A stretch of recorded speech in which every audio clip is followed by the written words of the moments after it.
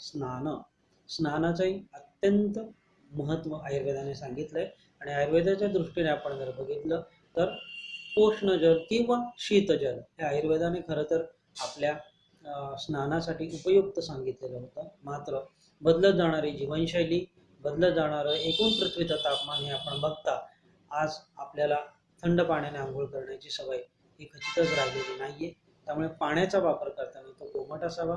स्नानाची सुरुवात ही आपल्या पायापासून करावी आणि त्याचा अंत डोक्यावरती करावा हे आयुर्वेदाचे स्पष्ट निर्देश स्नानाच्या बाबतीत सांगितले. आणि स्नान शौच देतं, म्हणजे स्नान आपल्या मनाला, आपल्या शरीराला तजेलदारपणा देतं आणि मग अशा प्रसन्न मनाने आपण त्यानंतर आपल्या जे काही असेल ते, म्हणजे आपण ज्या देवाचं नामस्मरण करू शकत असाल ते करावं, जपमाळा करायची ती करा, योगा करायचा तो करा, मेडिटेशन करायचं ते करा, जे काही असेल ते साधारणतः आपण 15 ते 30 मिनिट करा.